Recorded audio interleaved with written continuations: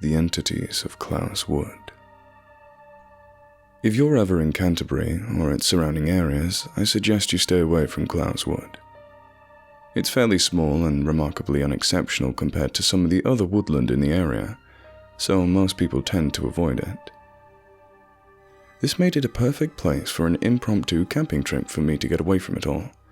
It's actually quite dense woodland when you get right into it, giving you that feeling of utter isolation from the rest of the world. This made it the perfect spot, or so it seemed. You see, there is a reason why Clowes Wood has been left nearly untouched for decades. There's a reason why the local people choose to avoid it. Hell, the road leading through it hasn't been used in so long the overgrowth has claimed it. But we'll get to that later. The day had dawned, the car was packed, and the drinking had begun. Of course, as is the way with most things, the journey wasn't as smooth as one would have hoped. The road which leads through Clowes Wood was actually a lot worse than I had anticipated. It was in a state of complete disrepair, with weeds and brambles completely immersing it. I had to leave my car in the closest spot I could find and walk the rest of the way, which wasn't easy with the gear I had. This really was a laborious task. The forest was thick and unforgiving, leaving me scratched and bruised from my battle with the foliage. I had a small knife with me, which I used to hack through the brush, but it was still a challenging task. I was beginning to get a bit nervous at this point. I'd never been camping by myself before, especially not in the middle of the woods, but I decided now was as good a time as any to prove to myself that I could do it. That, and I had just watched 20 episodes of Bear Grylls the night before and figured, hey, if he can do it, why can't I? Still, I couldn't shake the feeling of unease. Clowes Wood is very quiet, almost silent in fact. You'd expect to hear birds singing and a local wildlife going about their day-to-day, but there was nothing. It seemed as if I was the only living thing in the forest. It was hard to shake the feeling, but I stayed rational and told myself to stop being stupid. So I kept going. As luck would have it, after only about an hour's walk, I managed to find a great clearing to set up in. It was about 30 feet in diameter and almost a perfect circle, with one solitary tree off to the north, just breaking the line of other trees. There was also an interesting rock formation about 30 feet away from it. It looked like some sort of scepter. It had a large black spherical rock atop a long black cuboid. I marveled at it for a few seconds before moving on. I decided to set up a camp here. Darkness was creeping in, as was the general panic at the very thought of having to set up my tent blind, so this seemed like the best spot I would find. I'm not even sure what time of day it was. The forest canopy is so dense, not a lot of light manages to seep through. Luckily, my tent was just a pop-up, which you needed to peg down, so it was set up in no time. I'll call her Lucy, I said, chuckling to myself. She's big enough to fit 3 men in as well. I laughed to myself for a while, cursing the fact there was no one around to hear my spectacular joke. I then grabbed my chair, started a fire, and got to drinking. The tent was on my left. The fire was dead ahead. The place where I, relieved myself, was behind me. And the thick tree line was all around. Still cannot believe how dark that night was. The darkness was suffocating. I'm not sure if it was because I was nervous or what, but I felt as if I was gasping for air. I couldn't see past the fire. I could barely even see my own tent for that matter. I tried to take my mind off things by carrying on with roasting marshmallows and listening to music, but lo and behold, my phone was dead. Have you ever experienced a silence so intense it's almost deafening? There was literally no noise anywhere. I could almost hear my insides working as I scoffed down marshmallows, desperately trying to fight off the overwhelming panic I could sense drawing in upon me. All of a sudden, the silence was broken. There was a rustling of leaves about 10 feet to the right of me. Dim lights appeared around the clearing. I'm not sure if it was my mind playing tricks on me or if it was just the ambience of the fire. I can't even imagine how much I must have looked like a deer in the headlights at that moment. My head turned faster than a bullet leaves the gun. Seriously, I should have sprained my neck or something, because that was inhuman how fast I turned. I was straining my eyes and craning my neck, desperately trying to identify the cause of the noise, when I saw it. It was only because it moved again that I noticed it. Had it stayed still, I would have missed it forever. There was a tiny little bunny rabbit on the floor, hopping around without a care in the world. I breathed a sigh of relief, cleaned up the metaphorical shit from my pants, and chuckled to myself about being such a coward. I didn't sleep at all that night. It was too dark, too quiet, you know? I felt, I don't know, watched. It's hard to explain. I felt as if at any moment someone or something would come crashing through Lucy's flap to ambush me. But nothing came. My hand didn't leave the knife I'd placed on my pillow for a second, though. I was ashamed.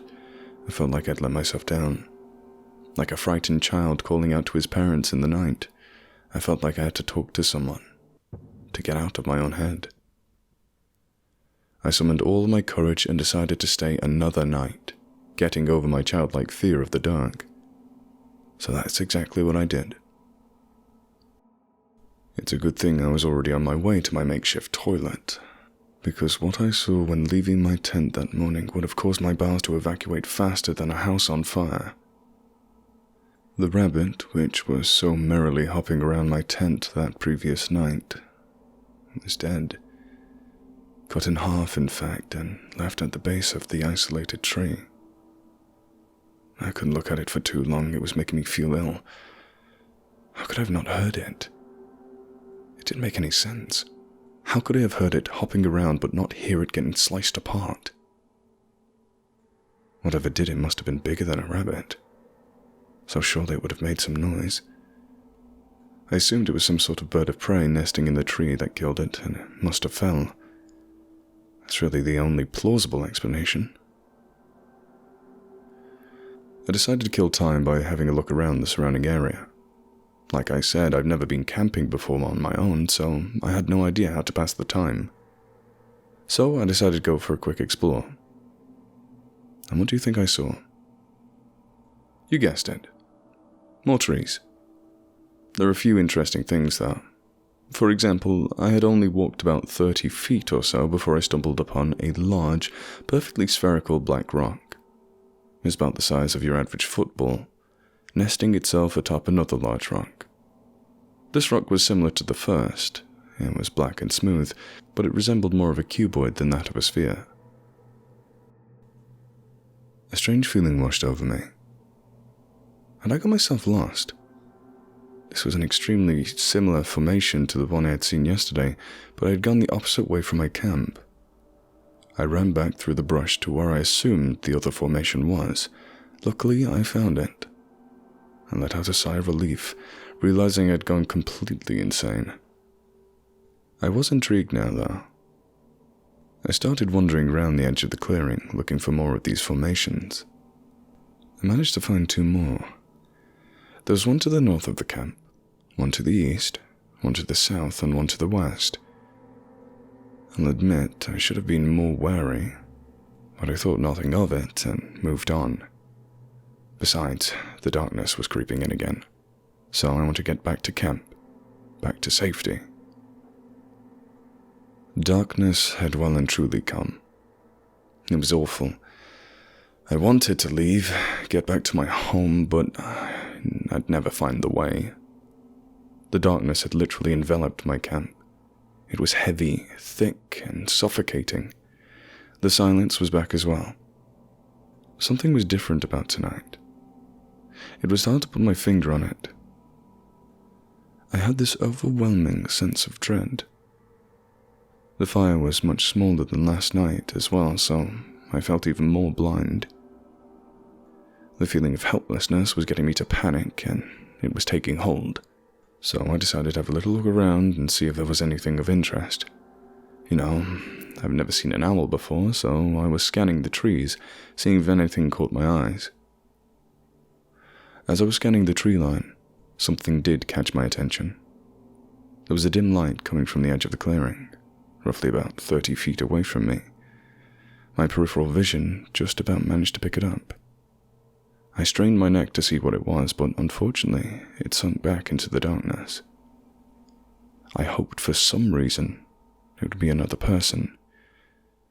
My naivety was getting to me. Another speck of light appeared. I could only see it in my peripheral vision as I turned my head, but it was roughly 90 degrees away from the first one. Again, I turned to look, but I couldn't see it anymore. Wild thoughts started running through my head at this point.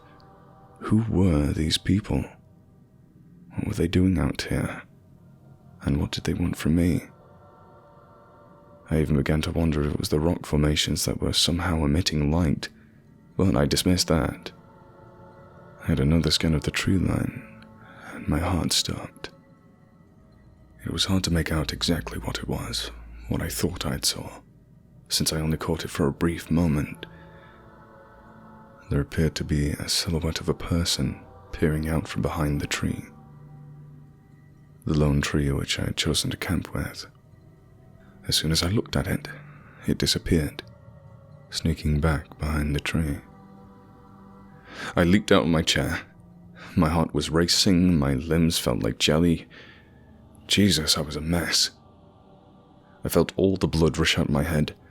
I decided the best thing to do was to turn back to my tent and try to get some sleep.